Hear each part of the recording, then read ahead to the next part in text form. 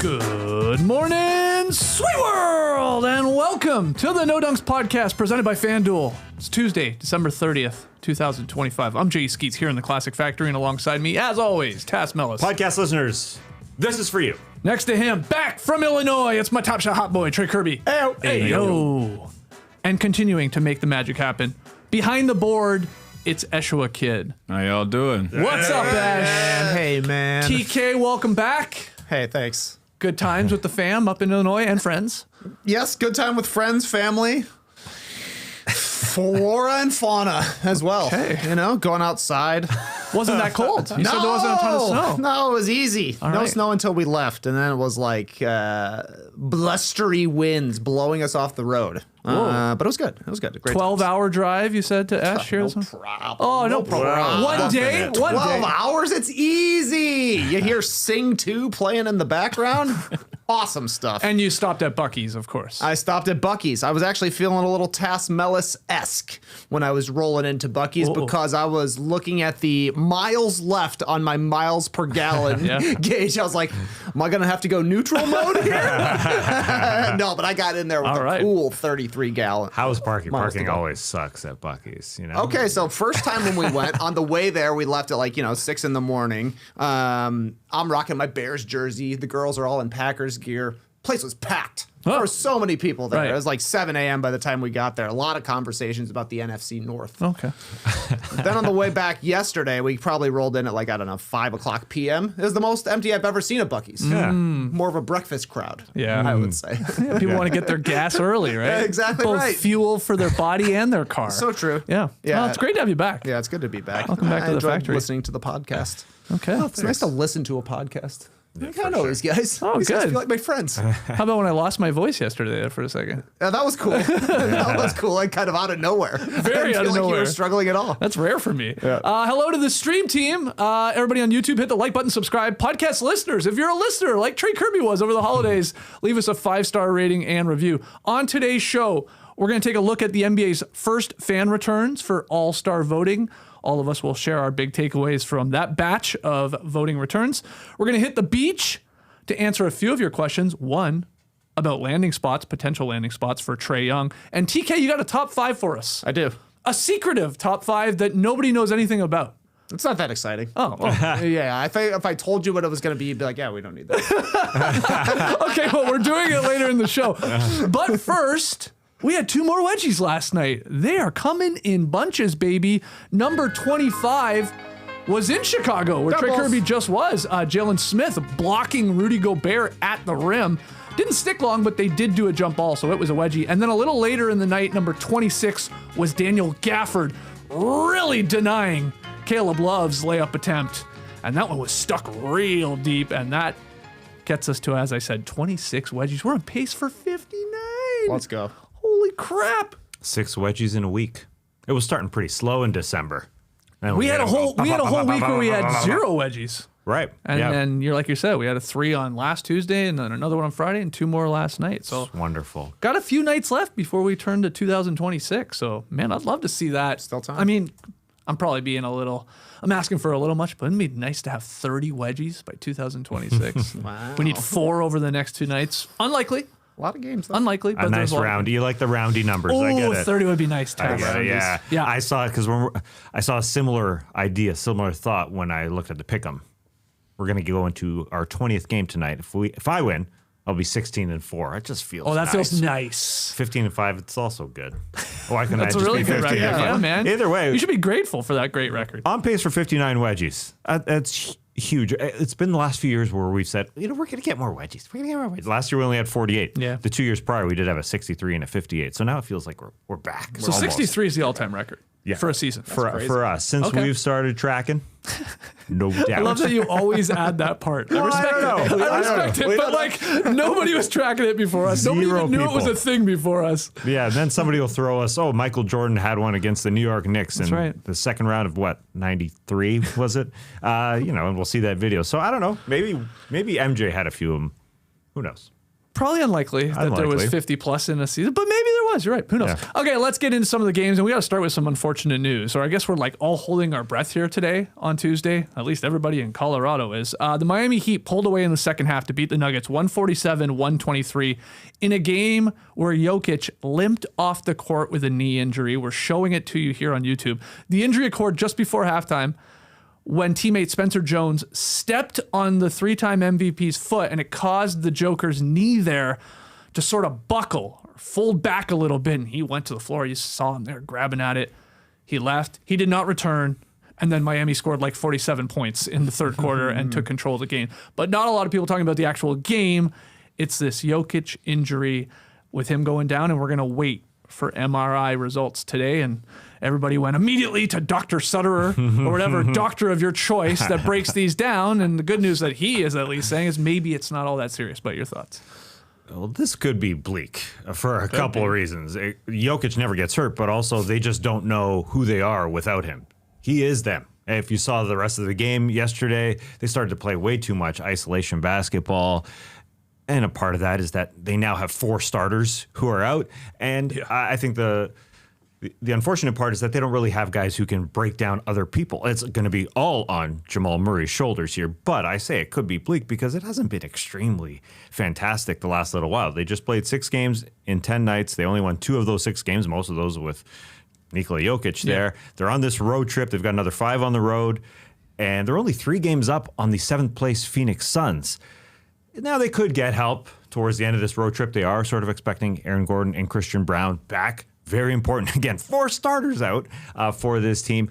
But if you're only up 3 games on your former teammate, Colin Gillespie and the Phoenix Suns, that is unfortunate. Yeah. They're like on pace for 56 wins here, but they could easily be a play-in team if Jokic is out a month. So it is bleak time for the Denver Nuggets. Yeah, this is very strange. Never really seen an injury like that. You see guys step on feet, but it'll be an ankle problem. Yeah. Or literally just the impact of a foot landing on another foot could break a bone in your foot. But for him to like instantly grab at his knee was pretty surprising. And then he looked like he was in a ton of pain while he was limping off. So Tass is right. This is like a potential season changer for the Nuggets. I mean, at the very least, you have to imagine they will slip down the standings in the Western Conference and could easily end up playing a team like the Thunder in the second round rather than a conference finals or something like that. Depending on what the prognosis is, this has MVP implications, title implications. Yeah. All-time legacy implications, if we're being quite honest. The dude's already got 3 MVPs. If he wins 4th, that's pretty elite territory that he could be in, and we just don't know what's going to happen. So, yeah, when you throw in Jokic's injury alongside all the other guys who are out with the Nuggets right now, scary times in Denver for sure. Again, we'll wait the medical tests that come out today in theory. I mean, I guess people will be refreshing Sham's Twitter account all day long or the Nuggets, PR or their account if they're the first to tell us. Hopefully it's nothing too serious. Yeah, maybe a couple games, maybe a couple weeks, maybe not even that. This guy, you're right. You slipped it in there, Tass. Jokic has played in 93% of Denver's regular season games since joining the team in 2015. Amazing. Yeah, we're talking a decade here. Guy almost never misses games. He was kicking ass in this game. Surprise. Like, it's wild when you look at the box score. The guy still had 21, 8, and 5. He didn't play the second half. I mean, that's sort of what this guy does as the MVP. And he was on pace to become the first player in league history to shoot at least 60% overall, 40% on threes over an entire season. We just say all this because we're just hoping this is nothing serious and it's just like, I don't know, a week or 2, and then he gets right back in there as some of these other guys come back. But the unfortunate part is he never gets hurt and he never really goes down. I literally have been watching this game and watching this guy play for a long time. I can't remember one incident where he's literally gone down like this. I wouldn't listen to the DNVR podcast, guys who watch every single minute of Jokic's career. They kind of were able to reference one moment where he went down like this, but this was odd. I can remember him grabbing a knee once upon a time, But this one was odd, as Trey brings up. The guy kind of rolls back slightly into an ankle foot area, and then he grabs the knee. It was just all sort of unique, and because he's so tough, I automatically think, man, he must be hurt if he is sort of writhing in pain down there for a while. He is a tough dude. There's just one season where he played in the 60s of games. There was a 69er in there, but otherwise the guy plays all the time. The Heat get this win. Denver's next game, by the way, is on Wednesday when they play the Toronto Raptors in Toronto. So you wouldn't think Jokic is going to play in that, but we'll find out. Yeah. But the Heat did get the victory. This is a team they never beat, Trey. And they needed Jokic to go out with an injury to help their chances. They had a huge game scoring-wise. They topped the 140-point mark for the 7th time this season. And I shared this sort of stat before. Miami had 8 such games from its inception in 1988 all the way through last season. So they've only done that 8 times in the history of the franchise where they scored 140 plus. Now they've done it 7 times this season alone.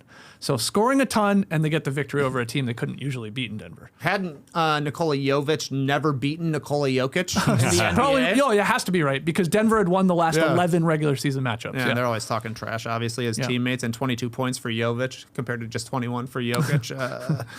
A Pyrrhic victory, I believe, for the younger Nikola here. 8 guys in double digits, though, for the Heat. But I kind of agree with Tass. Once Jokic went down, the Nuggets were just kind of like, whoa, a little shock to the system for sure. So getting back on track was a little tough for them, but credit to the Heat for going out and taking it, because I tuned into this one. I was like, what? Where's Jokic? Yeah. And then suddenly the game was over, and he was out, and it's just a big-time question mark, and I mean, about the worst possible second half that could have taken place after he goes down with an injury. So not encouraging for Denver, but we await the doctors. We do. We await them. What did Brian say? Patella tendon? Is that what he said he thought it was going to be? He sort of downplayed it. He did not think it was actually going to be all that serious. Yeah, so that was promising to hear. Patella tendon, that would be tough. Yeah. You're right about the injury itself. It's like usually when you see like the knee injury like that from a teammate crashing into you, it's like the actual teammate falls into your knee. Totally. And then you go back. But you're right, this whole like him stepping on the foot to then tweak the knee because of the pressure back. Yeah. Yeah. Hopefully it's nothing serious. But we had somebody yesterday saying, where's the Miami Heat love for winners of the weekend on Monday's show? Because we didn't really talk about them. But I was like, come on, man. They beat the Atlanta Hawks, who suck. And then they beat the Indiana Pacers, who are the worst team, one of the worst teams in the league record-wise. I was like, come on, we couldn't go overboard with that. And then they get this one here. Again, helped out by Jokic not playing, because it was a tie game at half. Completely different when he's not out there. But the Heat are 18-15. They are, it's a solid record, and they're at least trying to separate themselves a little bit from some of those teams, maybe like the Hawks or the Bulls or whatever, stuff like that. You got to beat the bad teams. Yeah, they're 12-2 against teams under 500. That's like a key part of why they're one of the teams in the top 6, because as we're going to get into here with both the Raptors, with the Magic, certainly with the Hawks, a lot of inconsistency in the Eastern Conference. If you can consistently beat the teams you're supposed to beat, good things happen. Yep. Well, let's move to Jamal Shead scoring 19 points as the Raptors overcame a 21-point deficit to beat the Magic 107-106. Toronto down 21 in the second quarter and still trailed by 10 after 3, but they ripped off a 13-0 run in the fourth. They take the 105-102 lead with 3 minutes left, and then they held on task. They do it again here after coming back against the Warriors, and this one led by a lot of the bench guys who came through. Shead, CMB, Jacoby Walter, all played an instrumental part in the victory here, especially on the defensive end. This was all the bench, I thought. Scotty Barnes said before the season, we're 13, 14 deep. We go real deep. We need all these guys. Those guys came through in the fourth quarter, going down double digits, going to the fourth. I thought Jacoby Walter started on-ball defense, getting absolutely after it, forcing a moving screen pick, a steal in the corner. He was getting after it. Also adding 10 points in this game, splashing a 3 there in the fourth. You mentioned Colin Murray-Boyles. The boards, the board man, the offensive boards, swatted blocks. And I think Jamal Shead was fantastic. His career high, right? 19 points. Yep. The drives there. And he closed the game, too. He did. And that was the part, like, Darko was like, quickly, you're not playing anymore. No. You don't have it offensively, and you're getting exposed defensively, so at least Shead is giving us something on that end. To have the starters hit 1 of 18 from 3. The top scorer only had 17 points. And, obviously, going to Brandon Ingram and Scotty Barnes a little bit alongside these 3 guys that were hustling definitely played a part. But then I loved watching Scotty Barnes.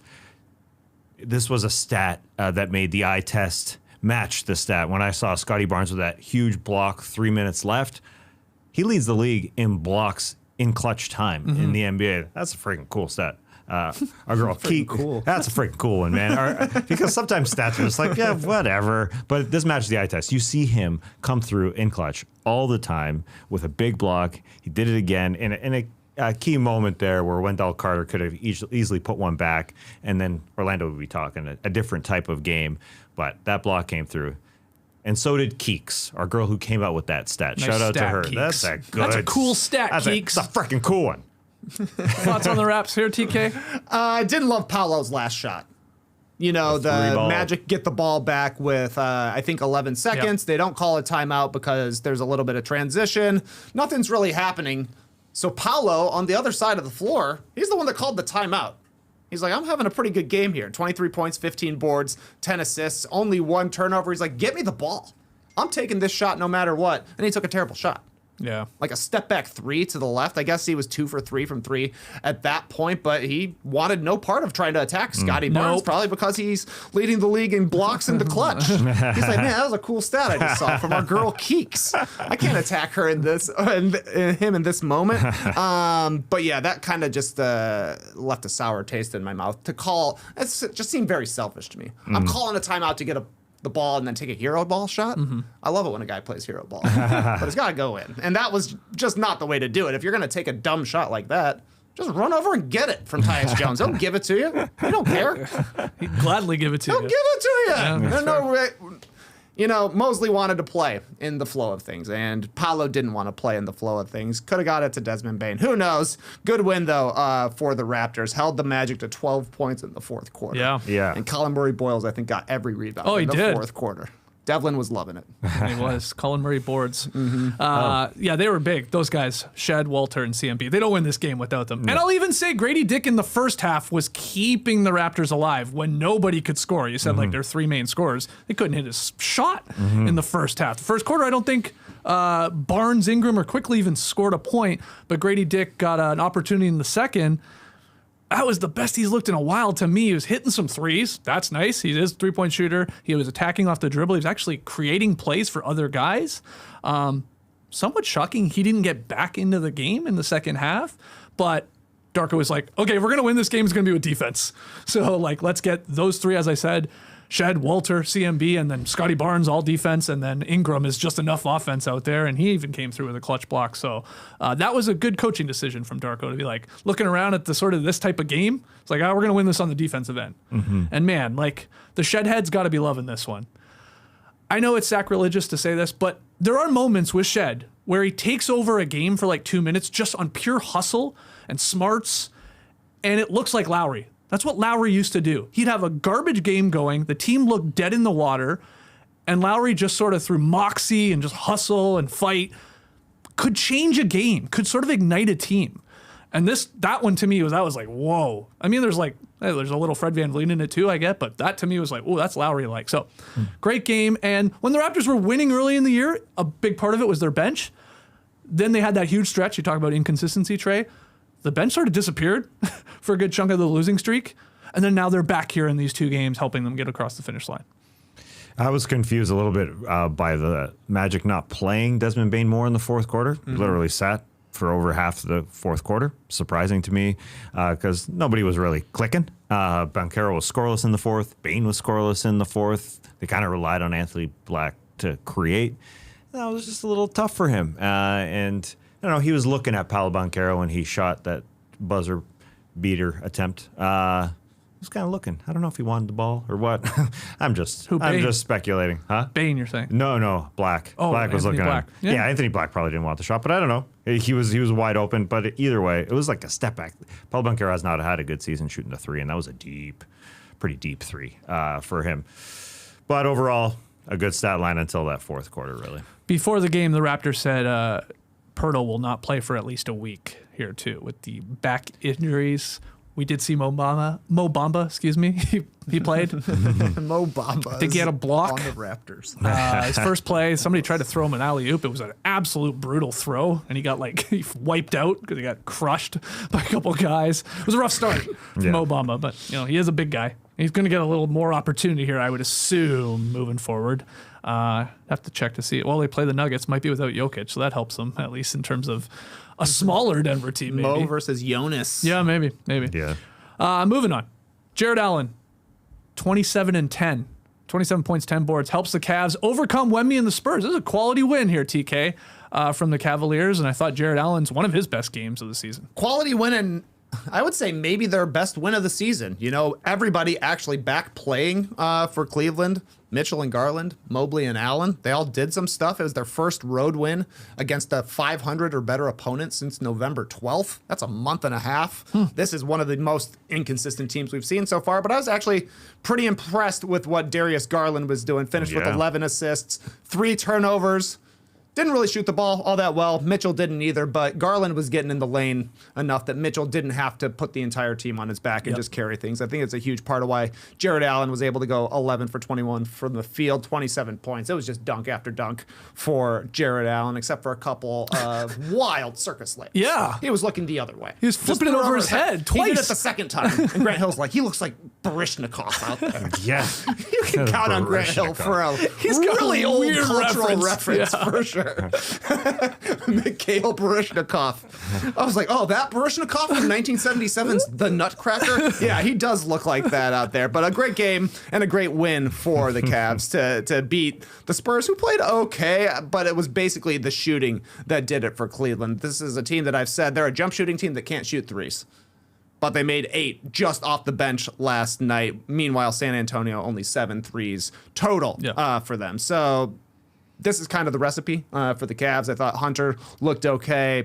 Most of the guys in the starting lineup playing well. And Garland looking a little bit better. He's been up and down, mostly down since coming back. But when he looks quick, they look better. Yeah, I thought Jarrett Allen's key to him just playing harder was him playing harder, but also Darius Garland assisting his buckets. More than half his buckets were assisted by Darius Garland. Jarrett Allen was getting it after it on the offensive glass. And I would just say overall, you know, to really, really simplify things, the Cleveland Cavaliers played their hardest game of the season. It felt like they played for 48 minutes. You know, this is the hustle, the defense. Transition, they're really, really pushing it. They're getting on the glass. And they came through in the fourth quarter when Donovan Mitchell didn't have to do much at all. They were down 2 going to the fourth quarter. You think, okay, it's Mitchell time. But he only had to score 5 of his 10 points in the fourth quarter.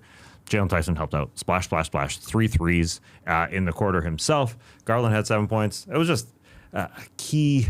The key was pushing it in that fourth quarter, and it felt like the Cavs, definitely their best game of the season, where they all came together. They all played hard. As simple as that sounds, that's what happened. Yeah, it was nice to prove that they can actually win a game without Donovan Mitchell carrying them completely, either throughout the entire game or in the fourth quarter, because he was struggling with a shot. Now, I think a part of it, too, he was like, he couldn't get to the rim as easily when you got Wemby roaming around there. That changes sort of your shot attempts or your shot diet. So he was settling maybe for threes, or he was going to the 3 ball and it wasn't falling. So 10 points from Donovan Mitchell. That's crazy. This really guy scores 25, 30 in his sleep. But everybody else contributing. And back to Jarrett Allen. That guy, there has been stretches where he's been invisible for the Cavs team this year. Like, barely even notice he's out there, which is crazy because this guy's huge. He was held to just 13 points on 7 field goal attempts in the last 2 games combined. And so him attempting 10 or more shots, that's a good recipe, honestly, for the Cavs. That means Garland's getting in there, setting him up. That means he's aggressive on the glass. He's looking for those little dinkers and dumpers that he'll sometimes do, and those little flip shots over his head. Because it was the first time since that November 12th game that you alluded to, TK, where he had shot 10 or more times in a game. And I went and checked the box scores. Cavs are 6-0 when he attempts 10-plus shots. So, again, a lot of those were coming earlier in the year, but maybe that's something to keep an eye on, like when he's just involved a little bit more as the big guy in there. And then everybody else can sort of fill in the blanks. Here's tell me if these are cool stats. One is a stat I just found. 10 points is the fewest points that Donovan Mitchell has scored in a win this season. Cool. Cool stat? Semi-cool. Okay. Yeah. This is a stat that we would have to use tracking data to calculate, but I would like to. Did Darius Garland have the longest average pass distance for assists? He had so many assists that were from like 2 or 3 steps outside the 3-point line, just on a bead. to underneath the hoop for a layup. Like he was just finding backdoor cutters. Some of his assists were like, we're driving in, Wemby's coming and helping, drop it off. Yeah. But some of them were so far away. Yeah. Mm-hmm. I know Jokic would be a guy that would have long pass distance as well. Yeah. But if we could find that out, would that be a cool stat? That would be a great stat. Please try and find that out. Pass distance per assist. Wow. I mean, we have the technology. It would have be the easy technology. to find out. Yeah. It'd be so easy to find out.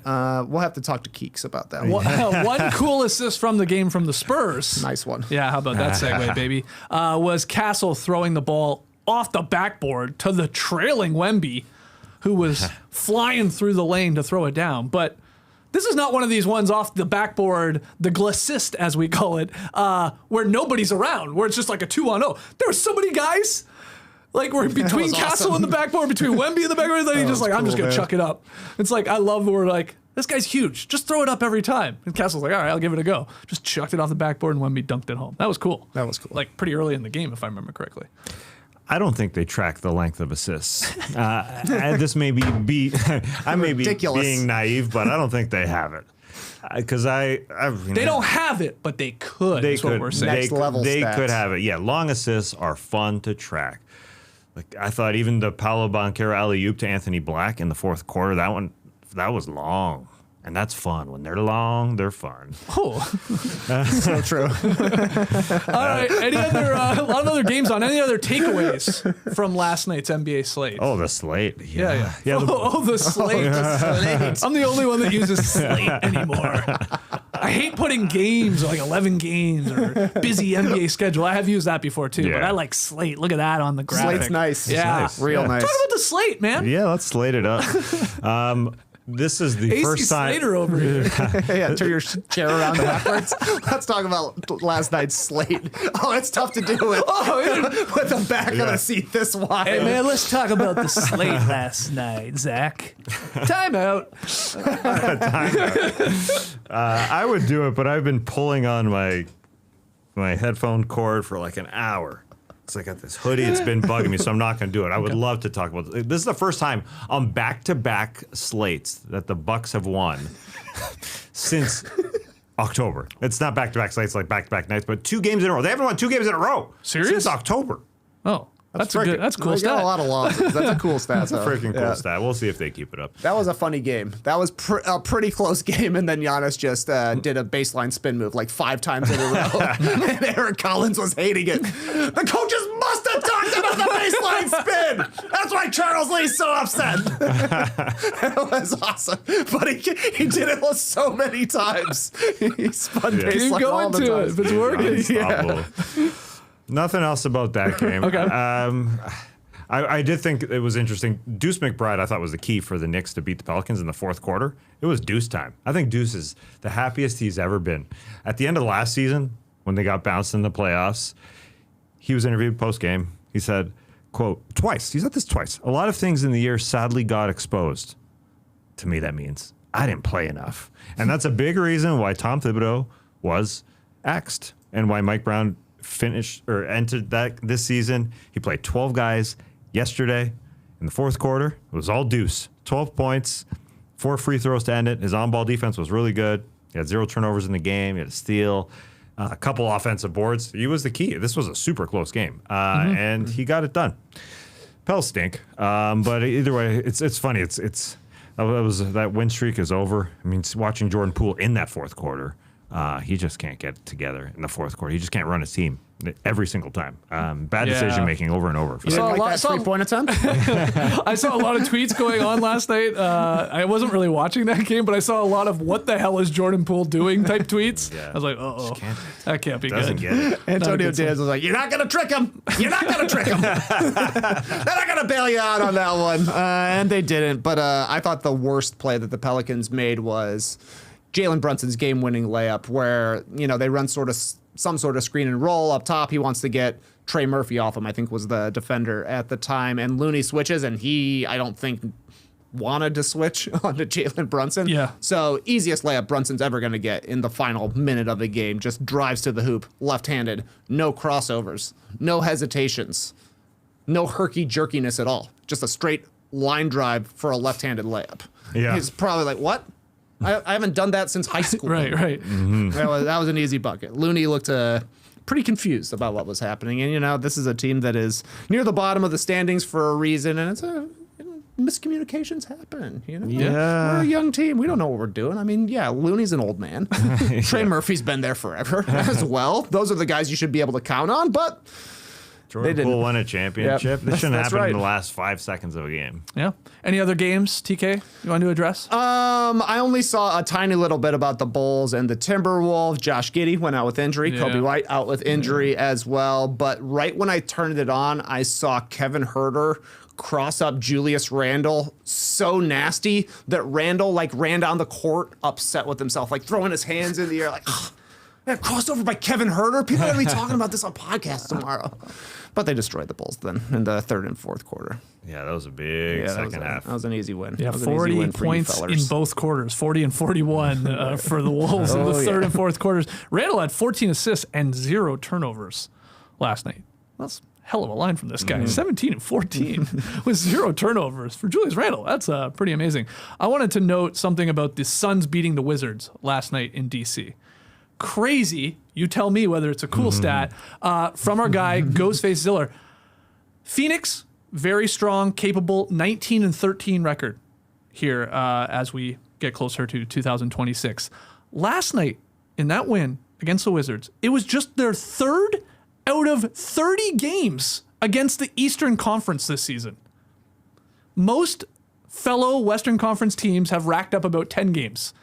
So that's more of the normal sort of schedule, a third of your games or whatever. 3. So that's crazy. That's a damn good sign for the Phoenix Suns, I would say, too. They're halfway done with their games against the Western Conference, and they're solidly in the number 7 spot right now, and they got a whole lot of Eastern Conference games to play, which is obviously the more subpar of the two conferences, I think we would all admit. So, Suns, man. They're going to smash that over. Probably. Yeah, I would think so. I don't want to jinx it, but anyway, they got the win there. Dylan Brooks getting there early helped out. He went in the game, scouted out so he could go 8 for 20. Yeah, that's right. And I like to give my boy Colin Gillespie some love. Good game. 5 threes in this game. Last 4 games, he's hit at least 4 threes in each of them. 2 5ers and 2 4s. There was a 4-game stretch about a month ago where he had 4, 6, 4, and 8 threes in 4 consecutive games. The guy is hot, shooting really, really well from 3. I'm looking forward to the Jalen Green return when he does get healthy to see what happens there. If Colin plays in, whether or not he goes to the bench, you could see Colin Gillespie finishing games for this team because he does come through in fourth quarters. But they've won 4 in a row. Won 5 of 6. No Mark Williams yesterday. Didn't matter. That's right. He was serving a suspension. Do you have any thoughts on the fight between Jose Alvarado and Mark Williams? Do you think Mark Williams got shafted by getting a game suspension? Because some people are saying, what the hell was he supposed to do? With Alvarado sort of the one instigating it. I mean, he probably did. He probably realistically did get shafted a little bit. But when there's a skirmish, they're going to come down with punishments on both sides. I forget who I was showing it to. This must have been when we were having a friend's Christmas party, Nerfus. Maybe it was Tom Porro that showed me. He showed me what was happening, and somebody could not believe that Jose Alvarado was a basketball player. Oh, interesting. Well, he's a tiny guy. Oh, yeah, exactly. Yeah. Comparatively, and there also aren't a lot of guys that have a flowing ponytail. Yeah, you're right. So that was the big takeaway for me. But I definitely think Alvarado is more of a fighter than Mark Williams. Yes. If I were going to pick guys who get into a fight, Alvarado would come way higher on the list. That's why he gets 2. Yep. Okay. All right, let's take a break, and then we'll talk about all-star voting returns and hit the beach and a whole lot more. Every Friday from 6 to 7:30, it's NBA Happy Hour on FanDuel. Your pregame for the weekend. We're talking limited time specials you won't want to miss. Boosts, bonuses, surprises, all dropping in the app during that happy hour. So before tip-off, check the FanDuel app to see the week's specials.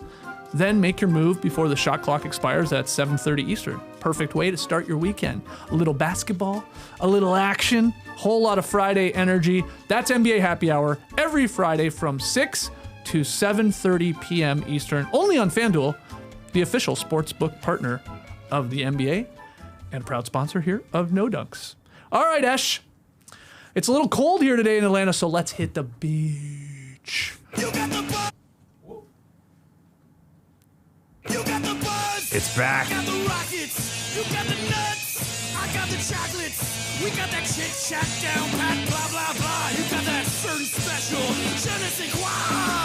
Let's go to the beach, baby. Okay, we're on the beach. Give you a ride in my truck. People were sending in some emails. People were hitting us up on YouTube and our social media channels. So thank you to everybody that sent in a question yesterday. First one is about All-Star voting returns. Hey boys, happy holidays. The NBA All-Star voting first returns are out, and the top 3 vote getters are international players in Luka, Giannis, and Jokic. That's not much of a surprise, but did anything jump out to you from the first batch of All-Star votes? That's from Brucey B. Thank you, Brucey B. Let's show you the All-Star returns. Start in the West. Luka, Jokic, Steph Curry lead the Western Conference after the first round of fan voting, with Luka currently leading the way for most votes overall across both conferences. SGA sits 4th, Wembanyama 5th. Reminder this year, no positions. You're just voting for who you want. And again, this is the first fan returns. In the East, you can flip over, Esh. Giannis leads his conference early. He's followed by 3 guards with also over 1 million votes. Tyrese Maxey, Jalen Brunson, and Cade Cunningham. Donovan Mitchell, currently in the 5th spot in the East, a slight lead over Jaylen Brown. So I've set the table there for you, TK. As Brucey B said, a lot of international guys leading the way. But any other takeaways from these voting returns? If we still had front court and back court voting the way we always have, Shai Gilgeous-Alexander wouldn't be a starter. The guy is the reigning MVP, reigning scoring title leader, 2nd in the league in scoring right now, playing on the best team in the league, and he's 4th in voting. Yeah, it's a good I don't point. think Jokic is a guy that has like a monstrous fan base either, and he's far ahead of Shai Gilgeous-Alexander. All of that was kind of surprising to me because, I mean, Shai is a guy that I think connects with a younger generation as well, with his style, his Instagram life, the way they do their post-game press conference or their post-game celebrations, all this kind of stuff. But still, only 4th in voting. I thought that was kind of surprising. Yeah, that's a good one. It is odd to see top 20 on both sides, right? I know that you did 10 forwards and 10 guards, but seeing that you could be 19th, it's worse, right? I mean, you're further on down, and to see Scotty Barnes not in the top 20, Yeah, that's Eastern shocking. players, that's disgusting. What's going on, Canada? Yeah, Darko was asked about it. He got to the table. Yeah, he was pissed. He said, do you know that there are only 2 players in the NBA that have 500 plus points, 200 plus rebounds, 150 plus assists, and 25 plus blocks? One of them is Nikola Jokic, and the other is Scotty Barnes. Why isn't Scotty Barnes one of the top 20? Come on, Canada. He called out the freaking country and said, Canada, get to voting. Yeah, I get it. Yeah, And he leads the NBA yep. in clutch blocks. Yeah, How that's about right. that? That's right. Let him know. It's surprising. It is surprising that he's not top 20. Ingram is up there, but Scotty's not. Well, a lot of people, and this isn't the first time we've heard this sort of complaint about All-Star voting when it comes to the fans. It's like when you go and fill out the app, it is ranked in terms of your points per game leaders. So it tends to obviously favor people that score a lot more. I think I always think people go to the app to fill it out. They have a couple of their favorites. Let's say like you're a Brunson fan or you're a Jokic fan, whatever. And then it's like, do I care all that much about who the other ones are? Not really. Oh, these are the leaders in scoring. I guess I'll click. I could see that being a case that a lot of people do. You do wonder if they wanted to make it like more fair. Like you could randomize it, and you really had to seek out who you wanted to vote for. Seriously, like, Oh man, I Like, just voted this for is- Harrison Barnes. well, my point is like it could just randomize like who you see first when you go to fill out the thing because you're presented with these guys because they're the leading scorers in a lot of cases. Now those are usually your all-stars. I get that, but I don't know. I think it does have people just like not half-assing their vote but I guess that's the best way to put it. It's like, all right, guy scored a lot. I like scoring. Cool. Put that in. Who would you pick as the all-star from the Raptors? That's a great question. Scotty Barnes. I would pick Scotty. if I had to pick between the two. And I want to make it very clear, neither of them are worth starting the All-Star game. They're not that good. I think there are other guys. I was happy to see Brunson finally like up there in a vote. Remember for a couple of years, I know you and ITK were like calling out Knicks fans like, where the hell is all this the New York media backing their guy here. This guy's awesome. Yep. And he was always like quite low, but nice to see him getting some love here. It takes a couple years. No hate on the Knicks fans here. They put 5 Knicks in the top 16. Yeah, right. We're gonna have a Hawk situation here. Yeah. So many All-Stars. The other big takeaway, right now it would appear that LeBron James, who has been named an All-Star starter for 21 consecutive seasons, is going to miss that honor in 2026. Forget starting. He may not even be an All-Star unless Silver cooks the books a little bit. And we have a Dwayne Wade, Dirk Nowitzki situation where he's like, I want the legend in. But right now, I remember us talking about this a couple weeks ago. We're like, I don't know if LeBron's going to make it because a big part of it was the injury too. But then even coming back, the numbers are not wowing you. They shouldn't. The guy's turning 41 today. Happy birthday, LeBron. Happy birthday to Danny as well. Happy birthday to Tiger Woods as well. I'll never forget those 3 people on the same birthday. The big 3. But I don't think LeBron's going to make it. Yeah. That would be weird. That'd be very weird in a game where we're going to have USA versus the world. You don't think LeBron's going to make it? No? Wow. I think if I think they'll put him on anyways. yeah, Okay. Well, That's so where hold he on. That's gets in different. from. So you think Silver does do the old, let's Well- just add him? Because I don't think he's going to make it from the media vote. And if he's No, this no, far no, no, low no. in the fan vote, then that really Players hurts his could vote chance. him for sure. Maybe players. But still, that's only a quarter. Maybe. Yeah. I think he will probably go up in voting as time goes on. After people see this. Yeah, Maybe, exactly. maybe. And I mean, he'd played like what, probably 4 or 5 games by the time voting started. Yeah. For this here. So the fact that he's behind the new Zaza Pachulia, Denny Avdia, Yeah. it's pretty surprising. Whoa, Avdia has more votes than KD and LeBron. Avdia. Honestly, ridiculous. 7th overall in the West Yes. was surprising to me. I had that in my notes. But hold on, he's way more deserving of an All-Star selection than Zaza Pachulia. Yeah, sure. Okay. Sure. Yeah, but I mean, he's getting voted in because he's got an international fan base behind Oh, him. he definitely helped Yes. out. That's the reason. Yeah. But I still think that coaches will pick LeBron. How are you going to keep LeBron off an All-Star team? When he's not deserving of an All-Star spot, I guess. Nah, doesn't matter. Doesn't matter. Well, then it's- The All-Star game does not matter. Well, no, The only that's thing that fair. matters is honoring the great players. And LeBron James is a great player. It'll be no different than when they said, Vince Carter, you have to give your starting spot to Michael Jordan. Mm-hmm. They like to honor the best guys there. This could be his last season. He's not going to be an All-Star? Come on. yeah, I Well, see but him that's as the thing. We don't know if it's his last season. I mean, he hasn't said it is. True. I'm with, if he had come out and said, this is my last season, I guarantee he'd be in an All-Star game. But because he hasn't said that, I'm a little less convinced he will be. yeah. Because it's not like, we'll put him in twice. He'll do it again next year. Like, come on, you can't. I don't know. I see Adam Silver getting him there. I think it's less about the USA and who's playing. It's going to come down to the coaches having to vote 7 guys to accompany the 5 starters in the Western Conference because that's how they select it. I know it's complicated, but basically it's back to normal. 7 extra guys. And when the coaches look at the 7 additional players that they're going to select, LeBron probably won't be part of them. It's going to have to be Adam. Adam, it's up to you. I think they have done a better job of designing the ballots. They actually include the date and the time of the game on the ballots that we're seeing. That was revealed. I just mean these published, produced turns of the voting. I don't know if they actually are when you digitally pick them, but right now we're all talking about it, and they're there. Usually, I wouldn't know when the game is, or when I would.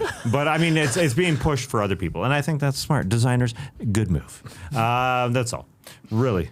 But yeah, when it comes down to Denny Avdia making it, like having basically double the amount of votes that Alperen Şengün does, which is crazy because Şengün is on a far better team and is the best player. You know, call Durant the best player, whatever. There's a reason that they took this decision-making out of fans' hands. Entirely, yes. Yeah. The Zaza Pachulia of it all. That It is was gonna about the be fans. case, yeah. It's about the fans, but they can't pick. They're not allowed to pick anymore the way they used to. As it stands right now, when you're looking at the everything, U.S. team is going to be pretty guard heavy, and the international team is going to be all big boys. I mean, there's Shai and Luka too as guards, but a lot of the best big guys are obviously international. If Jokic is good to go, Giannis, of course. Wemby, of course. Şengün better be there. We don't know about Yeah. Karl Anthony Towns, of course. He can play anywhere. Still TBD on that. But anyway, that's first returns. Let's hear what people think about the LeBron of it all. Because again, the guy hasn't said this is it. Here's the thing. He probably doesn't want to play. He just complained about playing on Christmas for the 20th time. He doesn't even have to fly there. No, in it's his true. home. It's in It's LA. where he plays. Yeah, that's a good point. Good Guy point. shows up like 30 minutes before everything starts at the All-Star as well. Exactly. He's put in his time. That's for sure. Yeah. But it's impossible for me to imagine an All-Star weekend without LeBron James. In LA on top of that. Yeah, maybe. All right, next one here. No dunks. If the Hawks trade Trae Young, as rumored, what's your favorite landing spot? Can you find a team or a deal that makes any sort of sense? Turn up, love you guys. Super awesome. That's from Larry the Table Guy. Hey, what's your job? Tables! TK, let's start with you because we talked a little bit about Trae Young and the trade rumors yesterday. Do you have landing spots or what are your thoughts on the trading Trae Young of it all? Time to go. Yeah. It's time for Trae Young to be somewhere else than Atlanta. 7 straight losses after losing to the Thunder last night. I don't think it's all Trae's fault, but they've lost every single game since he's been back. And at the very least, you can say they're not better with Trae Young. They're probably the same with Trae Young. Maybe there's a higher ceiling. It's just time to figure out if that's the case. So there are weird places you can send him. There's definitely been Dallas rumors like you guys talked about with the Anthony Davis of it all, but it's kind of like the Hawks don't want to trade Trae Young and the Mavericks don't want him anyways. Yeah. So what's happening there? That don't make any sort of sense to me. Could he end up in Milwaukee? As a last-ditch effort? I think so. Tried Damian Lillard 2.0? Yeah. Yeah. Maybe. Yeah. It's doable. It's like Kuzma, Portis, maybe Gary Trent Jr. picks coming back for the Hawks. I don't know why the Hawks would want to do that. Mm-hmm.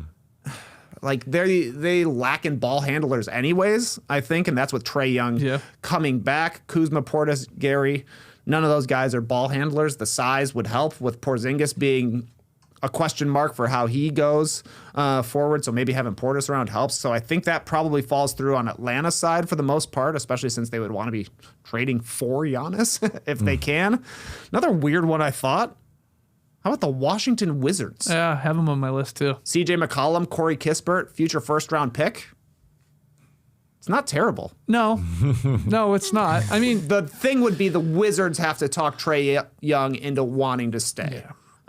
Maybe that means picking up his player option for next season, or maybe it means signing a longer extension and them saying, hey, you're our guy right now. He'd be a nice fit with Alex Sarr, a guy who needs somebody to create shots for him. We've talked a lot about how the Wizards have a lot of good support pieces, but they don't have that main guy. Trae Young could be a main guy for that team, but I think that would be kind of risky for Washington to not know if Trae's going to stick around. But if you can do it for CJ McCollum and Corey Kispert, that's an easy yes for me. So hearing the reporting on the various podcasts, it doesn't sound like it's going to cost a ton to get Trae Young because you got to pay him right away. His archetype isn't quite as valued in the NBA as it was even 3 seasons ago. But for me, I think it is time. I do agree that it's going to be one of the bottom of the league type of teams. It's not going to be a team that's going for it. I think the Milwaukee Bucks are even too high, too good of a team right now to give up that many parts that you have to give up for Trae Young and to redo the whole Dame try thing that didn't work out as a 1-2 with Giannis Antetokounmpo. I think it'll be one of the bottom teams. Washington is a good team. I think the Brooklyn Nets are a comparable team because they've got so many young players. They need to upgrade on a super talented guy like Trae Young. They could do it. Nick Claxton, one of their guards, Igor Gemin, and Zaire Williams. Click, done. And especially because they are sort of like a Hawks model 2.0 in that they have a really, really good defense and that Trae Young could play with those guys, that they've all of a sudden they've started to go extremely big, playing Michael Porter Jr. at the 3 and positioned up or sized up at the 4. So I could see that happening. I think we're talking about not a great package. Sorry, Ash. That's what it's going to be. It's not going to be a huge entire. There's not going to be a star coming back for Trae Young. And I could see that package type of thing working from the Nets because Nick Claxton has not panned out extremely well in the NBA, but they need a tall center. They need a big guy. They're lacking. Kristaps Porzingis is going to be done after this season in Atlanta. It sure feels like. And you give a shot with Claxton, another young player in Demon, one of their 6,000 point guards in Brooklyn. They need to try something there in Brooklyn, and the Hawks do too. I could see that happening.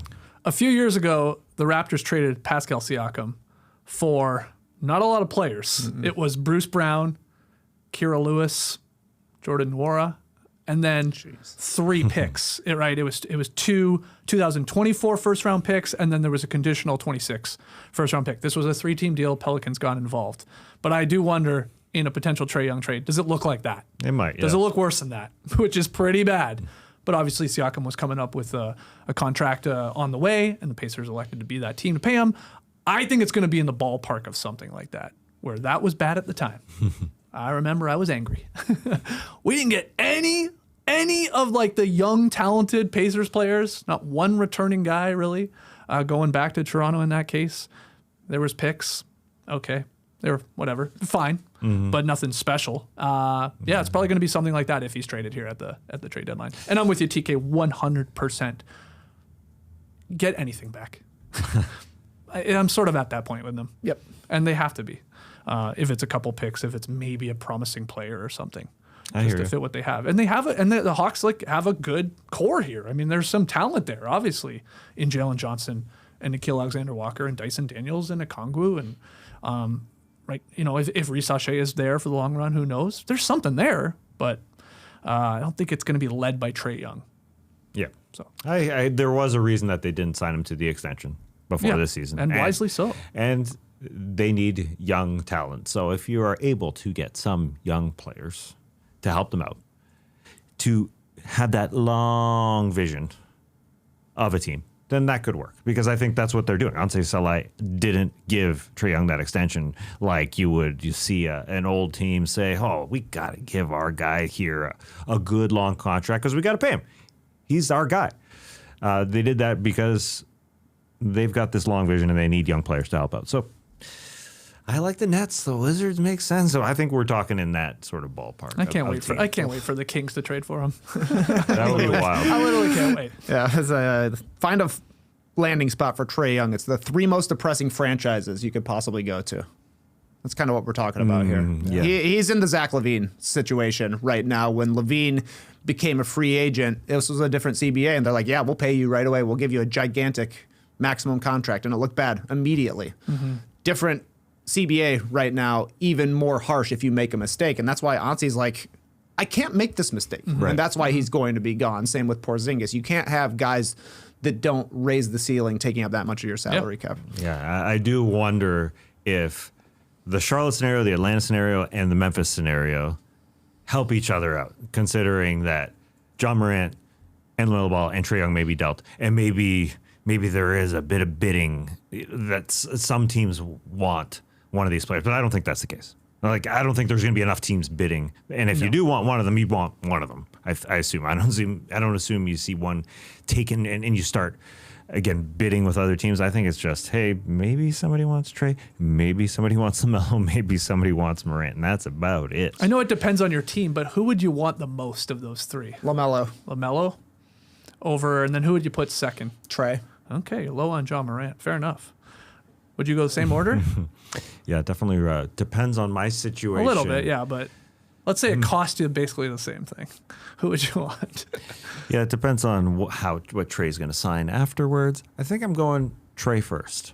Okay. Then second, that's a tough part. So you're not LaMelo immediately second. No. Okay, that's a good question. There you go. Yeah, it's probably I should write that question in for next week's beach probably time. LaMelo. What would you take? I mean, it's mine. It's Trey, LaMelo, Ja. It's a really tough question, honestly. Don't love any of them. But I think I do. I think I go Trey, LaMelo, Ja. I mean, the Ja not being able to shoot is a scary proposition for a guy that was relying on his athleticism. Though I am on record, if he gets moved, John Morant, I do think he'll have a bounce back sort of passion and drive again and maybe get back to like trying to posterize guys. I sort of believe that in my heart of hearts that he's like really mentally checked out there in Memphis, but I could be wrong. So that's a tough one. You know who else can't shoot? Trae Young. Yeah. Guy's 30% from 3 this year, 41% from the field last year. Like, he doesn't finish inside, and he's not that good of a 3-point shooter for a guy that shoots 10 threes a game. He's struggling this season, and maybe part of it was because he's been out so much. But then you see what he did to the Chicago Bulls when he scored 150 points. Bang, bang, bang. You mean when the Bulls scored 152? Yeah. He gave back a lot. I thought that was awesome. Yeah, I mean, he's had, in his last 4 games, he's had 2 30-point games. He has looked fairly good, and then he sits another game out again. So he's sitting a lot of games out. So physically, and I think that's the whole John Morant problem, and still a Melo problem. That's the entire all 3 guys problem. Yeah. Will they They're not physically Iron be able Man, to be on the floor? Yeah. All right, final one here. Hello, Dipsy Dunkaroos. Simple question for you. Does the Nuggets' Spencer Jones currently have the weirdest looking jump shot in the NBA? Thank you for your assistance in this matter. That's from Sid K by way of Brooklyn. Who wants to take this one? I mean, Spencer Jones has a crazy looking shot. We've talked about it before on No Dunk. He is the number 1 guy for me right now when I just look at his physical form and I'm like, that guy sucks. I know what you mean. He does not look like an NBA player. Yeah. He looks like he should be a middle linebacker or something like that. Even down to his haircut. I'm like, that's not a 2025 haircut you've got going on there. Every time he scores, I'm like, what happened? Yep. So weirdest looking jump shot, it's up there. Weirdest looking guy in the NBA, also up there for me. Okay. Is there anyone else with a crazy shot that you'd add to this short list? That where the elbow comes in that far, I can't think of one. I think of Michael Kidd Gilchrist. It's not the same. Oh. But that where it's coming from and where it ends up, like it starts way left, ends up right, and he's hit a few. he's come through. Paul Reed. Paul Reed's got a weird jumper, and that's a guy that's making 3-pointers this year. Doesn't matter if it goes in. 43% from 3 this season. Wow. Paul Reed is taking a whopping 0.6 per game. I was going to say how many, but that's still. Yeah, Spencer It's an Jones. ugly looking 6 shot. for 14, yeah. It's that one's unusual. Yeah. Spencer Jones has been hot. I mean, he's only taken a couple per game coming off the bench for most of the season, but he's now coming to the starting lineup with all their guys out, shooting 43%. Yeah. With that wild. He moves. He long does form. move weird, and I'm with you, TK. I know exactly what totally. you're saying. It's sort of tough to describe, but like his body size and his look and his funky game. But he isn't bad. You're right. Like Jokic loves him. He's obviously when he was out there together. Oh, Now He plays like a linebacker unfortunately, he defensively. took out He's Jokic. tough. He's a tough dude. All right, who else are we forgetting? Let us know here in the stream team. Let us know in the comments. And I didn't bring it up when we were talking about Nikola Jokic because it's way too soon to talk about anything surrounding an injury when it's not just the injury. But Spencer Jones, is kind of veering into, we talked about Joel Embiid yesterday, and maybe it's a marketing for Skechers when Joel Embiid comes out in the sockless form. Spencer Jones stepped on Nikola Jokic with his brand shoe, Ondium shoes. So maybe I don't think it was. I don't think it was a marketing What the hell specialist. is Ondium? Well, only me, Spencer Jones, and Norris Cole know, because Norris Cole and Spencer Jones started. How do I even this. spell this? Ondium, Andiem. Okay. Yeah. So only you, Spencer Jones, and Norris Cole. I didn't He's want in the know. I didn't want to mention the other person who does know. Former president at Hoka, Wendy Yang, also started Ondium shoes. Those 3 people started These things are Ondium. $250. Apparently they're good. Oh, I mean, welcome they to do. Big Baller They Zone. don't look terrible, I guess. They got a big strap. I don't know. Yeah, Okay. I They're don't know not if as it was bad a as I I thought. don't know if it was a marketing move. Is this I don't the think Pivot so. 1.0? Yeah, that's what I'm looking at. He's I wearing can't the believe they're $250. He's wearing the Pivot 1.0. If you want to know so more, they're like crazy ankle support, I guess. Oh, wow. Yeah. Yeah. Whoa, strapped in. Which maybe I need to You need try these, out. it I sounds know. like. I keep tweaking my ankle, man. I might have to wear these. no problem. We can get him on the show. We can talk to him. Who? Spencer Jones. I don't know if you're talking about Spencer Jones or Norris Cole at this point. I mean, we can have Norris Cole on, I assume. But if you want to know more about them, head to a website called LinkedIn. I'm either wearing these. I'm either wearing these or Skechers that say JE on the tongue. I can't wait to find out whatever arrives first. I'm wearing. So it's a race. It's honestly a good debate whether or not Spencer Jones is a better basketball player or LinkedIn performer. He's a LinkedIn man. That's a good argument. The guy's writing on LinkedIn a lot. Not that I see, but other people see and let me know. And then I say, whoa, he's writing on LinkedIn. A lot. He doesn't write on Instagram, I don't think. He's just a LinkedIn guy. Does No Dunks have to get on LinkedIn now, too? We got another social media. Jesus. Ain't going to be able to do it. All right, thank you for the beach stepping questions. All right, TK has a very secretive, maybe special top 5. Let's find out what it is. Top 5. Oh, yay. Yay. Top 5. What is this about? Love a top 5 list. Here are the top 5 things I watched while I was off last week. Okay, I sort of had a feeling you would go this. I consumed a lot of things. Yeah. Not all basketball, but Nice. some basketball. Okay.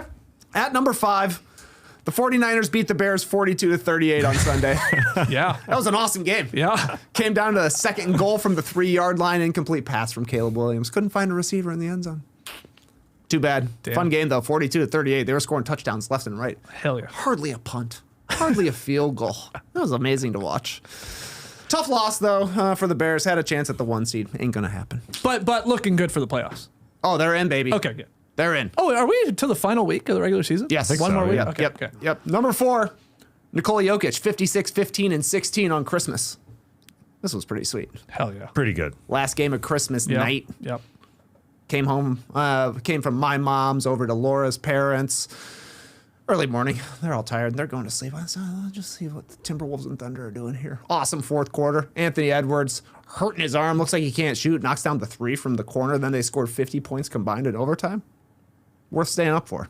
All by myself. You stayed up. Good. Absolutely. I had. I was exhausted after watching too much basketball during the day, but I caught it in the morning. Yep. And talked about it. That was cool.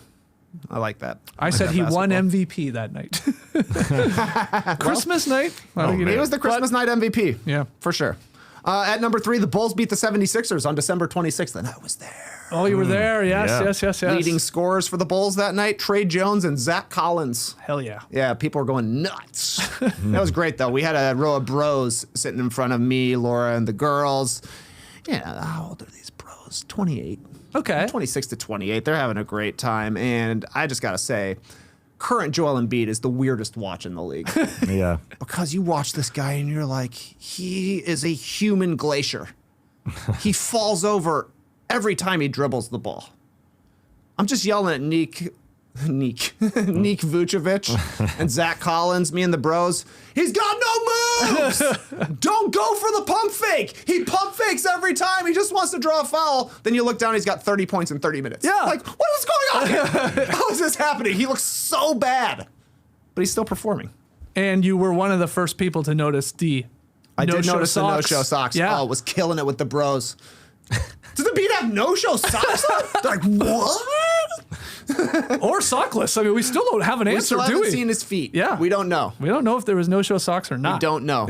Great moment for Skechers, though, like you guys said. Yeah. I will say the 2 other guys I know who wear Skechers, Julius Randle and OG Anunoby. Oh. Have they been wearing socks? Was this a Christmas week think they have activation? been. I think they have been wearing socks. Wow, that's deep Skechers. Isaiah Hartenstein has a Skechers endorsed shoe. I don't know if he wears it game to game, but he He probably does. He He's did a hurt thing. now, too. It's the Skechers. Embiid got hurt in the Literally game. all these guys have been hurt, right? Randall was Randall's- hurt last year. Last year, yeah. He's been pretty good this year. Yeah. Yeah, you're right. Otherwise, yes. OG was hurt. Interesting. Yeah. You might want to get the on DM. This is what I'm saying. Yeah, I'm getting the pivot 1.0s. Me, Spencer, and Norris. Yeah, maybe. Yeah, but fun to go and see a basketball game live. I don't get a chance to see the Bulls in Chicago all that often, and they got to win. It was very cool. How was game ops? How was the crowd? I guess the Bulls were winning for they had a little win streak, did they not? This was their 5th straight win. Yeah, okay. Yeah, brought them back Yeah. to 500. People were hyped, of course. Got a chill down my spine when Todd ran past me. Oh, Todd! Todd! He was too busy though. He was doing a lot of stuff. Did Benny out come there. up to your section or no? He cruised on by, but I didn't get a chance to see him. And I don't think I know. I mean, spoiler alert. I don't know the man that's in there anymore. Yeah, well, yeah, There's yeah. humans that are inside of mascots. Yeah, I don't yeah. know if you guys knew this. And I think there's a new one. We don't know this version of Benny. We don't know this one. I will say when critique of this Bulls game, they didn't drop enough T-shirts from the ceiling. I think during Christmas week, those things should be flying. Yeah, good point. Should be like 5 times the amount that there usually is. And I felt like they went the other way. Oh, they cheaped out. Maybe did they have a homestand or something? Maybe they were running out of They shirts. started a homestand. Yeah. I think that was like the first of Trying 6 to straight. save some. Yeah, they got to ration the shirts. But no, that was awesome. That was awesome. I love to spend money at the Madhouse on Madison store. What'd you buy? I mean, you have a new Jordan. Oh, this is my Michael Jordan, Michael Jordan's restaurant shirt. That's this a great is, shirt. This is completely separate. This was a Christmas gift from my mom. I love you, Mom. But you know, what did we buy? I bought a Bulls shirt. So Chicago Bulls on the back has got 6 championship rings. Oh, that's cool. Girls got some gigantic sweatshirts. Classic baby blue Bulls sweatshirt Oh. that my daughter Ada has. Looks very much like Tass's with some tonal stuff Right. on it. Isla got a big one, big old sweatshirt says Bulls on it. Oh, you Great could stuff, easily man. spend a couple $100. Yes, I did. Yes, I did. I gotta support the team. They tell me vote with your dollars, and I'm voting for the 10th seed once again, and I'll do it every year. Sorry, they got the best logo that's ever existed in the NBA. Definitely. Never changed. At number 2, Avatar Fire and Ash. Okay. Interesting. Number 2. Number 2. You said it's good. It's great. It's great. If you like Pandora, you're going to be taken to a dream world. New creatures, but most importantly, a hot Navi.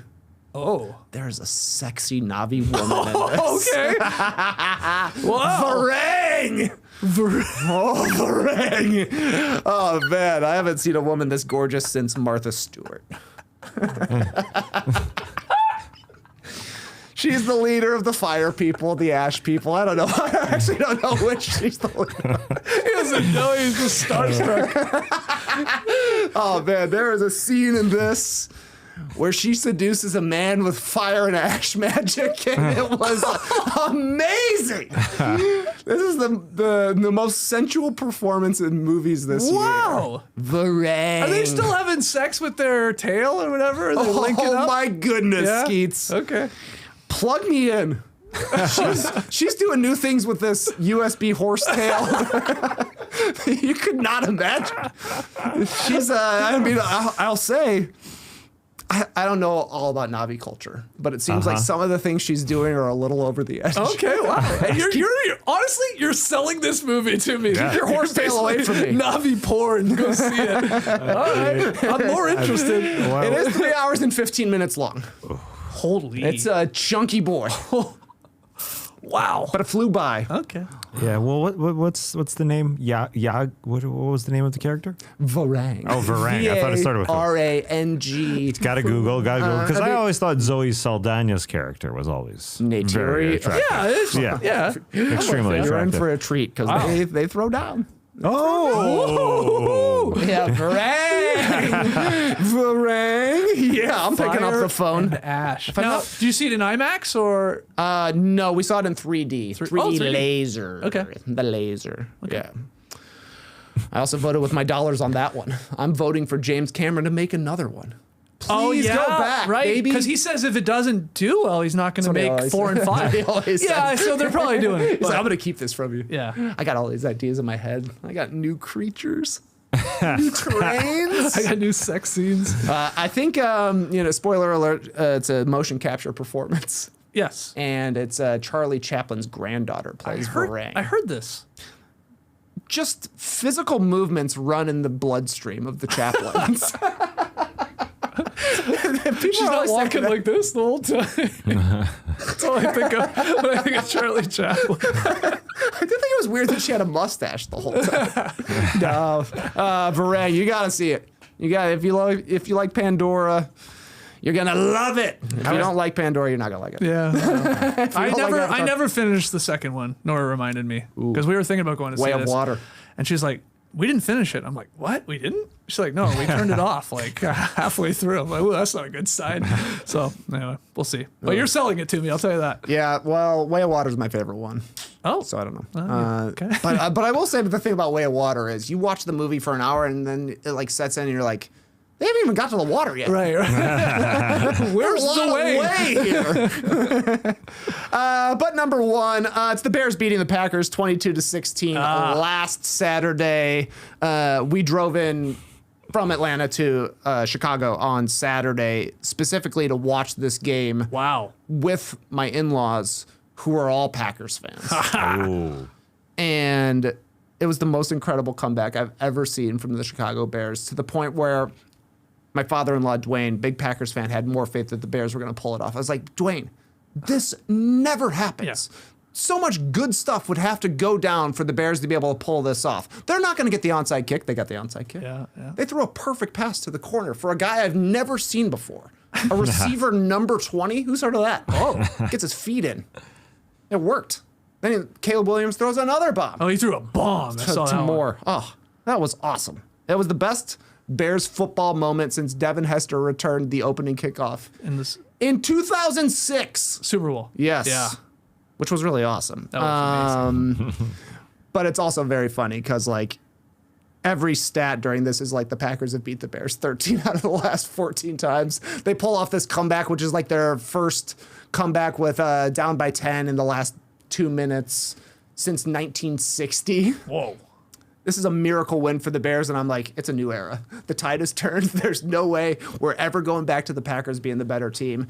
Only to find out that after the Bears lost this Sunday, the nightmare scenario exists that the Bears and the Packers play for a third time within a month in the playoffs as the 2 and 7 seed, and guarantee the Packers will win that game. Oh, no, don't say that. Yeah, so I'm a little scaredy cat about that one. But the comeback was awesome. Yeah. What a way to, like, after a long drive from Atlanta to Chicago, So good. a room full of Packers fans for this miracle comeback. So good. What a way to start your trip. That's exactly right. I noticed you did not have Marty Supreme on the list. Haven't seen it yet. Oh, yeah, I want to talk to you about it, my man. Well, okay.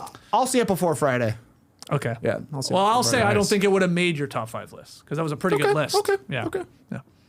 Because it wasn't as good as I thought it was going to be. Yeah. I was a little disappointed. Expectations will get you. Yeah. It was overhyped, no doubt. Or at least in my opinion. I'm sure people love it. All right, great top 5. Great to have you back. Yeah. Man, you did watch a lot. A lot of sports. I got honorable and dishonorable mentions if you want. Yeah, let's honorable hear 'em. mention Die Hard with Laura. I almost She'd never watched seen it. Yeah. She's Great like, movie. people say it's a Christmas movie. I was like, let's turn it on. And so every time they would mention Christmas, I'd just say Christmas. See? Christmas. Also, honorable mention, the pool scene in It's a Wonderful Life. Oh man, I can't even remember. Me neither. Yeah. They're at a dance, and apparently they're like in a dance competition, George and Mary, but the basketball court opens up in the middle.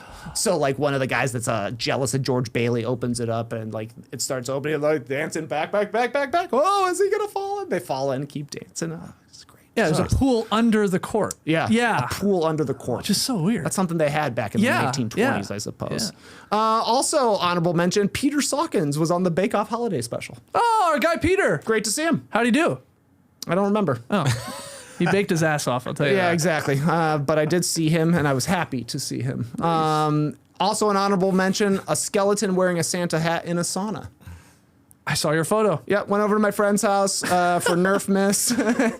And specifically for me, his family said that they set up a skeleton in the sauna. Oh, that's nice. And I really appreciated that.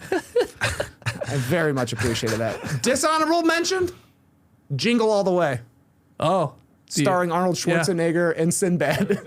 I thought it was going to be funny. People like that movie, though, don't they? Yeah. People are like, it's not as bad as you think. And it was just as bad as and dumb as I remembered. Oh, okay. But I was happy to watch it. That's the one where they're trying to get the toy, right? Turbo Man. Turbo Man, that's Yep. it. Yeah, I was looking Turbo it Man, up. of course. Yeah. Okay. So those are my things. Those are my things. I Those are his consumed. things. All right. I love it. Well, let's get to Webite of the night. This goes out to Kartik and Lorinda, who are expecting a baby boy. Yeah. So their good friend T coming through with the sponsorship for Woboy. T wrote, I think Woboy fits best. They're having a boy. Let's not overthink it. But I also considered Moboys. Right. Because there's another boy Yeah. coming to the Woboy. I don't mind it at all. So congratulations to Kartik and Lorinda. And your Woboy or Moboy goes to Shai Gilgeous-Alexander, who scored a game high 39 points to lead OKC to a win over the Hawks. He shot 15 of 24 from the field, 7 of 7 at the line, 6 boards, 6 assists, 2 steals in 36 minutes. Guys, the Thunder are back. Back in the victory columns here, getting them some more W's. Congrats to SGA. And again, congrats on the new baby boy coming. Okay, pick 'em. I guess I'm still technically alive. I did pick up a win last night, and I'm 7-12. Trey is 9-10. Now, we're off after today's show until Friday. TK, if you're willing, though, if I can somehow get another victory tonight, we could just make picks online, of course. I'd love to do tomorrow for the 31st. Okay. Great attitude. But I'll say, I'm on to you guys. Uh-oh. I'm on to you guys. Anytime you need me to lose, you put the Bulls in a pick 'em. I know that was slick by me. It's happened the last 3 months. Now, it was one of the shorter lines or noticed. closer lines. Yep. So but I did think of it. I was like, well, I know he'll take the Bulls. I'll take Minnesota. Yeah. So yeah, I got the victory. Tass, you also are on Minnesota, but where are we going? Yeah. Tonight, 4 games. The doubleheader on Peacock is, and NBC, I should say. It's not just on Peacock. 76ers Grizzlies. Could be good. I think Ja's going to play. But we went with the second part of the NBC doubleheader. Pistons visiting the Lakers. Pistons, the road trip ain't going so well. Oh, they're playing good teams, right? They are. They didn't have to go anywhere after their Clippers lost, so they're here in LA to visit the Los Angeles Lakers, and they're favored by 3.5 on the road in Los Angeles. I had to double check when you put that in the doc. Yeah. I was like, is that right? Did you mean the other way around? Seems Lakers big. are favored, but Yeah, it seems big. Line has changed since you put this in. This morning it was 2.5, but we have it as 3.5. Yeah, So it's dancing. I got Detroit and you got the Lakers here, TK. So you might be able to wrap this up. Avoid last place in December. We shall see. Yeah, we shall see. No Reeves? Is that right? He's still out? Yeah. Still out. Yep. Okay. LeBron's Yeah. got to send a message, though, if he wants to make an all-star team. That's disrespectful to me. That's right. It's, Vote me in. unless he doesn't want to make the all-star game, Mail it in. and he mails it in. Go Pistons. I need the Pistons to win by 4 or more to somehow stay alive. Rui Hachimura is out. Okay. I don't know if you feel bad about that or if you feel good about that. That's probably good for the Lakers. Yeah, 2 Well, starters out, though, is not ideal. No. More time for Nick Smith to let her rip, probably out there. Yep. Okay. Big game for us here in No Dunks Land. Only 4 on tonight. Yeah, weird. Yeah. No show tomorrow or Thursday, with that being New Year's Day, but we will be back here with JD in the Classic Factory on Friday for the Drop Podcast. Hope you join us then. Much love to our guy, Eshwa Kid, stepping up over the last 2 weeks, filling in for JD. Yes, sir. Esh, thank you, my man. Hey, appreciate you guys letting me be back. It's been fun. Come back whenever you want. And you don't have to go back there. Like, have JD here. Let him do that. Okay. Come sit over here. Yeah, man. Talk hoops. Anytime, just let me know. All right. Let me know. You're always welcome here, man, in the Classic Factory. I didn't hear you pipe in on Avatar. You see it yet? I haven't seen it yet, but we were planning to see it today. I don't think it's gonna happen. Sure. So at some point before next week, I'm sure. But I think you're selling me, though. I want to know. You might want to go by yourself. I was going to say, don't take the kids up there. Avatar fire and ass, huh? Damn! That's good. That's a way to end it, good. Ash. Hit the like button for Ash. Subscribe for Ash. 5-star ratings and reviews for Ash. Everybody have a safe and happy New Year's, all right? Everybody be smart out there and be safe. We'll see you again on Friday. Until then, Clipper Bros. You heard it here first. Have a great time. Turn up. Love you guys. Awesome. Thanks for joining us, and remember, Ash, you gave us the final quote. It's not fire and ash, it's fire and ass. Although I did see you with a reaction to the old Schwarzenegger and Sinbad movie. You laughed. Did you like At it? Jingle All the Way. I liked it a lot as a kid. I showed my sons the other night. They watched it. But I don't know. It's They funny. didn't laugh? I think they were watching it with their friend in their room, so I still didn't get to see it. So I think it's good enough. It was funny enough. as a kid, the few minutes that I was watching Sinbad, his first appearance in the movie, that man was over the top. I was like, all right, I see why people may be like a little annoyed by Maybe this. more hits as a kid than an adult. Yeah, he was he was going at it, boy. I was like, okay, bro. I feel like he yells Rodney King at some point, right? What? They said like almost all of his lines are ad-libs. Oh, you can tell. It seems like they did not write one single like thing in the script for him. They just said, "Hey, Sinbad, you want to be in the movie?" He said, "Yeah, Yeah. go crazy." Yeah. Did you know there's a sequel? Jingle All the Way too? Jingle All the Way too. Jingle All the Way of Water? Oh, I was going to say that. Yeah. That's good. No, it's I think it's got Larry the Cable Guy in it. Oh, not Larry the Table Guy? Yeah, it's Larry the Cable Guy. I know it's worse. I think it's got a 0 on Rotten Tomatoes. 0. Yeah. Wow, we should That's- watch it actually. All right. Yeah. We'll watch that on Substack, everybody. We'll have to do that at some point. Thanks again, Ash. Everybody, have a safe and happy New Year's. We'll see you on Friday. Embrace the day, people.